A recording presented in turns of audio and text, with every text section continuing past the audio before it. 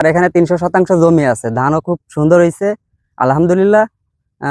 কিন্তু ডিজেলের অভাবে আছে, ধানগুলো এই যে কেমন ফ্যাকাশ হয়ে যাচ্ছে, পানির সমস্যা দেখা দিচ্ছে।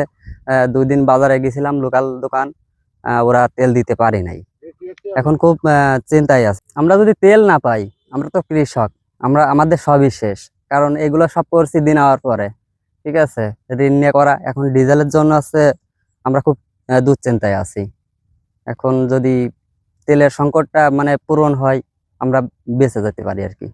সরকার যে রেশনিং পদ্ধতিতে ডিজেলের বরাদ্দ দিয়েছে, সেইভাবে আমরা কৃষকদেরকেও মোটিভেশন করতেছি যে তারা সেইভাবে যাতে নিয়ে তাদের প্রাত্যহিক কার্যক্রম করতে পারে। আমাদের সরকারি কৃষি কর্মকর্তা মাঠ লেভেলে আছে, তারা প্রতিনিয়ত এই ডিজেলের ব্যাপারে তাদের পরামর্শ দিচ্ছে এবং কেউ যদি কোনো সম্মুখীন হয় তাকে সহযোগিতা করতেছে। এবং আমাদের লোহাগড়া উপজেলা কৃষি অফিসার সহ উপসহকারীরা প্রত্যেক ডিজেলের দোকান পরিদর্শন করছে। কালকেও আমাদের কালিয়া উপজেলায় পরিদর্শন করছে এবং সেখানে যারা বেশি দামে বিক্রি করতেছে উপজেলা প্রশাসনকে নিয়ে সেখানে মোবাইল ফটো পরিচালনা করছে।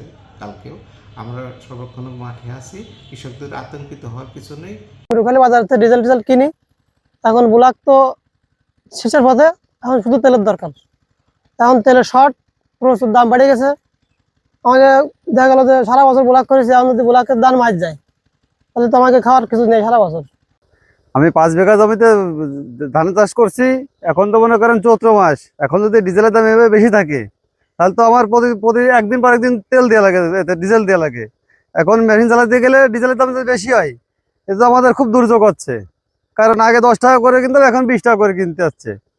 তেল তো বাজারে পাওয়া যাচ্ছে না। বাজারে যে তেল আমরা পাচ্ছি, দিন গেলে দেখা গেল যে 2 দিন 3 দিন ঘোরার পরে 1 লিটার বা 2 লিটার তেল আমাদের সেই দাম ছিল 105 টাকা, এখন দাম 110-এর থেকে 15 টাকা। তারপরও তেল পাচ্ছি না, কবে তেল আসলে দেবো। আমাকে তেল ওই ইসে যাইয়ে যাইয়ে কেনা সম্ভব না, মানে আমাকে 1 লিটার 2 লিটার কিনবো কোয়ান্তে এনতে মাঠেতে যাইয়ে এনতে দৌড়াই যে বাজার থেকে কিনে আসবো। তা যদি আমাকে কিনতে না পারি তাহলে আমাকে ওই ইসে যাইয়ে সম্ভব, আমরা আগে সম্ভব না। শুনে আমরা পারবো না ও খালি আমাকে যদি বাঁচাতে হয় তাহলে এইভাবে বাঁচাতে হবে যে 1 লিটার 2 লিটার এনতে কিনতে একটু কম দামে কিনতে পারি, যাতে বাঁচতে পারি। এই লাইন আমাকে করতে হবে, তাহলে আমরা বাঁচতে পারি।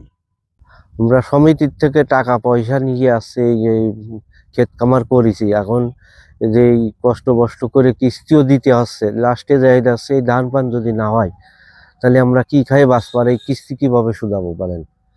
আমাদের তো না খাই মরে যেতে হবে।